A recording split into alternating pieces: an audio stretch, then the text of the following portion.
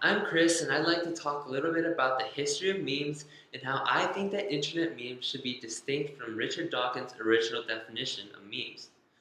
Now, when most people think of memes, they think of your everyday entertaining internet memes such as Good Guy Greg, Scumbag Steve, or Confused Anime Guy with his butterfly, from sites such as iFunny, Meme Center, or even your local Facebook feed, and they think that they began through sites 4chan, Reddit, and 9gag where they were popularized. However, the term meme was actually coined way back in 1976 by Richard Dawkins in his book The Selfish Gene to explain how cultural information spreads, stating that memes propagate themselves in the meme pool by leaping from brain to brain in a process in which, a broad sense, can be called imitation.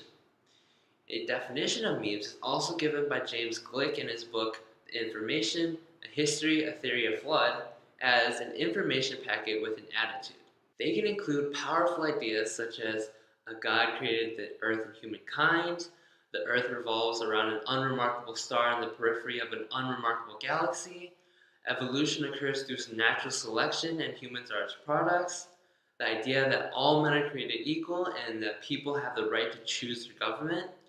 Adam Smith's idea that each individual in pursuing their own selfish good is led as if by an invisible hand to achieve the best good of all and others. Or also relevant ideas such as vaccines cause autism, global warming exists and is caused by human activity, the media is biased and produces lies to advance political ends, also known as fake news. Hillary Clinton ran a child sex trafficking ring out of a DC pizza parlor. Donald Trump's campaign slogan, Make America Great Again, and more. And all of which are examples from day 2 of my SI 110 lecture, A Brief History and Information Overload, also memes, by Professor Chris Teploves in the University of Michigan on September 6, 2018.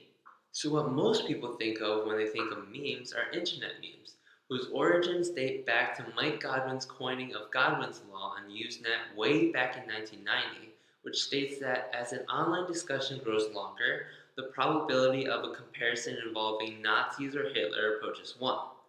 In this sense, how Dawkins' original definition of memes differs from internet memes can be explained by Richard Dawkins himself, who appeared in a Wired interview in June 2013 in which he describes how an internet meme is a hijacking of the original idea and that instead of mutating by random change and spreading by a form of Darwinian selection, they are altered deliberately and by human creativity, in that, unlike with Gene's and Dawkins' original meaning of meme, there is no attempt at accuracy of copy. Internet memes are deliberately altered. Building off of this, my argument is that internet memes are a separate branch of memes in comparison to the original memes as deemed by Richard Dawkins. Where original memes are popular ideas that spread like wildfire and evolve slowly or not at all through Darwinian selection, internet memes mutate quickly and through deliberate human activity, and often involve meme templates, a concept defined in Michelle Cosia's paper Average is Boring, How Similarity Kills a Meme Success, to be a piece of information that is used as signature of the meme itself and it identifies it in an unambiguous way.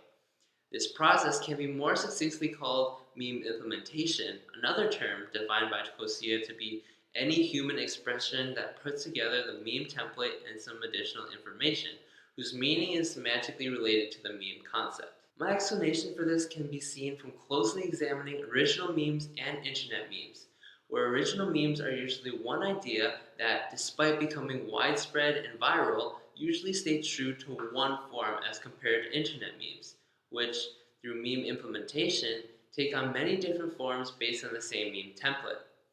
An example of this can be seen in some of the sample memes I mentioned above. The memes that the Earth revolves around an unremarkable star in the periphery of an unremarkable galaxy, and that evolution occurs through natural selection, may have mutated slightly through the years to become more refined, but are still virtually the same ideas as when they were introduced, and retain the same singular form. In comparison, internet memes such as Bad Luck Brian and even Pepe the Frog mutate into different versions that represent different meanings and ideas than the original, as we see here with Bad Luck Luke and Pepe Star.